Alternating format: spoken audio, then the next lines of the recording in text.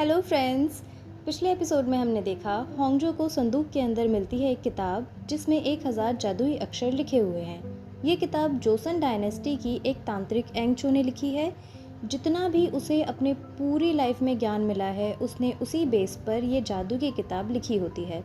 इसके कुछ नियम हैं, जैसे इस्तेमाल होने वाली सामग्री बिल्कुल साफ़ होनी चाहिए। इसमें बहुत से मंत्र शामिल हैं, फिर चाहे वो मंत्र एग्ज़ाम पास करने का हो, खूबसूरत बनने का हो, सबसे ज़्यादा अमीर बनने का हो, गर्भवती होने का हो, किसी को वश में करने का हो या प्यार में सफल होने का मंत्र ही क्यों ना हो। पहले वो इस किताब को मजाक में लेती है और ये सारी चीज़ें सच नहीं मानती, लेकिन फिर एक बार ट्राई करने का सोचती है। होंगजो मिस्टर क्वॉन को बहुत पसंद करती है और उनके बारे में ही हमेशा सोचती रहती है। अगले दिन होंगजो सिटी हॉल पहुंचती है तो शिन्यू से टकरा जाती है। वो उससे पूछने लगता है कि क्या उसने संदूक खोला। होंगजो के मना करने पर वो कहता है संदूक मुझे वापस दे दो, जिस पे होंगजो कहती है कि वो संदूक मेरा ही है।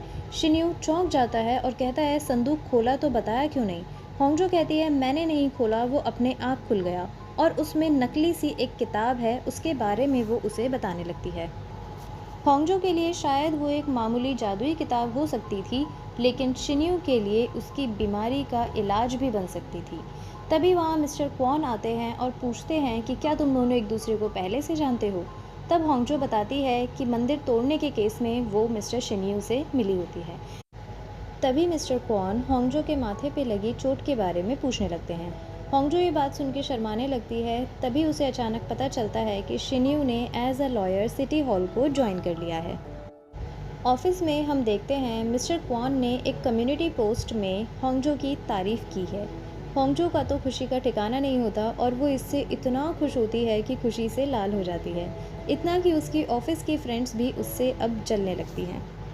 वहाँ मिस्टर क्वॉन शिन्यू को उसका ऑफिस दिखाते हैं। आते ही शिन्यू अपने काम पर लग जाता है और पीए से पुरानी फाइल्स मंगाता है, लेकिन अंदर ही अंदर होंगजो की बातों को याद कर रहा होता है। वो लैपटॉप पे एंगचो को सर्च करने लगता है, ये देखने के लिए कि क्या ये सब सच है या फिर किसी के किया हुआ एक भद्दा मजाक। और उसे पता चलता है कि सच में जोसन डायनेस्टी के टाइम पे एंगचो नाम की एक तांत्रिक हुआ करती थी, जिसे बाद में किसी चांगमू जिन ने मार दिया था। फिर शिन्यू होंगजो के पास जाता है उससे दोस्ती करने के लिए, जिससे कि उसे उस किताब की कम से कम एक झलक ही देखने को मिल जाए। होंगजो मान जाती है किताब देने के लिए, लेकिन जल्दी वापस करने को बोलती है। वहाँ उनकी नोकझोंक शुरू हो जाती है तो शिन्यू से इरिटेट होने लगती है। घर से पहले ही वो उतर जाती है, लेकिन रास्ते में एक शराबी उसे परेशान करने लगता है। तभी अचानक शिन्यू वहाँ आकर उसे बचा लेता है। यहाँ हमें पता चलता है कि शिन्यू इतना भी अकड़ू नहीं जितना लगता है, और होंगजो से कहता है कि घर अकेले क्यों जाती हो, अपने घर से किसी को बुला लिया करो। लेकिन तब उसे रियलाइज़ होता है कि होंगजो असल में कितनी अकेली है, क्योंकि ना तो उसके पेरेंट्स हैं, ना ही कोई दोस्त हैं, और उसकी मकान मालिक भी अभी गांव में है। फिर वो घर जाती है किताब लेने के लिए और शिन्यू को भी बुला लेती है और कहती है अगर उसने घर की लाइट ठीक कर दी तभी वो किताब उसे देखने के लिए मिलेगी। शिन्यू लाइट ठीक करने के लिए चेयर के ऊपर चढ़ता है, लेकिन अचानक उसका सीधा हाथ काम करना बंद कर देता है। फिर होंगजो शिन्यू को किताब दे देती है। होंगजो के लिए अभी भी ये किताब बस एक मजाक ही है। तभी शिन्यू को दिखता है इलाज करने का मंत्र, जो शरीर को बिल्कुल ठीक कर दे। शायद वो यही ढूंढ रहा था। होंगजो तभी किताब ले लेती है। शिन्यू उससे कहता है कि सारे मंत्र तुम रख लो, बस एक मंत्र दे दो, और कहता है फिक्र मत करो, खूबसूरती वाला मंत्र नहीं मांगूंगा, और उससे रिक्वेस्ट करता है कि मुझे सिर्फ एक मंत्र दे दो। होंगजो उसकी बात मान लेती है। अगले दिन हम देखते हैं नायोन सिटी हॉल में आती है, जो शिन्यू की गर्लफ्रेंड है, और होंगजो से आकर मिलती है तो पता चलता है नायोन मेयर की बेटी है। दोनों स्कूल में साथ पढ़े होते हैं तो थोड़ी देर साथ में बैठकर बातें करने लगते हैं। नायोन अपनी पुरानी गलतियों के लिए माफ़ी मांगती है, लेकिन होंगजो कहती है तुम आज भी मतलबी ही हो। तभी शिन्यू वहाँ आता है और कहता है कोई सॉरी बोले तो माफ़ करना चाहिए, शायद इसलिए तुम आज तक अकेली हो। इस बात से होंगजो बहुत बुरी तरह टूट जाती है और सच में उसे इस बात का बहुत बुरा लगता है। अब शिन्यू नायोन से पूछने लगता है होंगजो के बारे में, तो वो कहती है वो दोनों स्कूल में बहुत अच्छी दोस्त हुआ करती थी, लेकिन होंगजो ने उसके बॉयफ्रेंड को छीनने की कोशिश की, तब से उन दोनों की दोस्ती टूट गई। अगले सीन में हम देखते हैं डिपार्टमेंट की चीफ मिस मा, जो आजकल छुट्टियों पे हैं, उनके डिवोर्स की खबरें ऑफिस में उड़ने लगती हैं। शिन्यू की बात से होंगजो का दिल टूट जाता है और वो अब अकेले नहीं रहना चाहती थी, इसलिए ज़बरदस्ती अपनी टीम के डिनर के लिए ज्वाइन कर लेती है। उसकी टीम हमेशा उसे अवॉइड करती है, फिर भी आज वो कोशिश करती है कि सबके साथ में ही रहेगी। तभी वहाँ मिस्टर क्वॉन और शिन्यू टीम डिनर के लिए उसी रेस्टोरेंट में आ जाते हैं। वहाँ दोनों लड़कियाँ मिस्टर क्वॉन से उस ऑनलाइन पोस्ट के बारे में पूछती हैं और मिस्टर क्वॉन सबके सामने होंगजो की बहुत तारीफ़ करते हैं। वो दोनों होंगजो से जलने लगती हैं और उसे अकेला छोड़ के जाने लगती हैं। होंगजो आखिर फिर से अकेली रह जाती है। तभी वहाँ मिस्टर क्वॉन होंगजो को एक ड्रेस देते हैं, क्योंकि उस दिन होंगजो ने उनके लिए अपने कपड़े जो ख़राब कर लिए थे। फिर वो शर्माने लगती है और कहती है, मेरे गाल लाल तब होते हैं जब मैं जिसे पसंद करूं वो मेरे सामने हो। और उन्हें बताती है कि वो उन्हें कितना ज़्यादा पसंद करती है। शायद ये एक प्रपोज़ल है, जिस पे मिस्टर क्वॉन कहते हैं कि मैं भी तुम्हें पसंद करता हूँ, लेकिन सिर्फ इंसानियत के नाते और क्योंकि तुम इतनी मेहनत करती हो। अगर तुम्हारी जगह कोई और होता तो उसके लिए भी वो पोस्ट डालते और उसके लिए भी वो कपड़े लेकर आते। तभी वहाँ शिन्यू आता है और बहुत ही कड़वी बात बोलता है। कहता है, तुम इस टाइप की लड़की हो, किसी की काइंडनेस को प्यार समझ बैठती हो।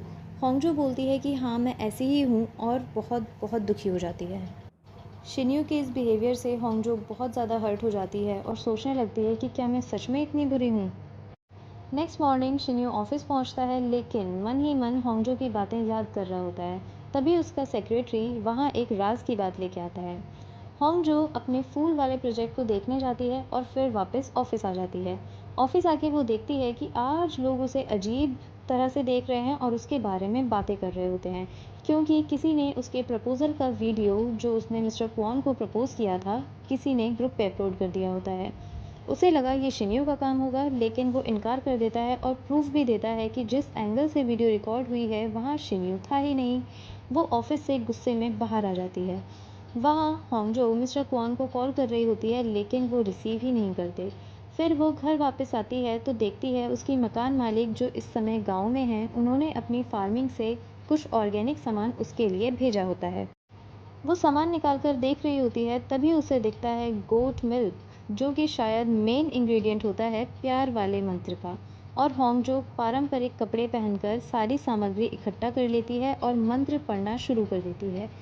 मंत्र के टाइम वो मिस्टर क्वॉन के बारे में ही सोच रही होती है, एक ऐसा मंत्र जो किसी को भी प्यार में पागल कर दे।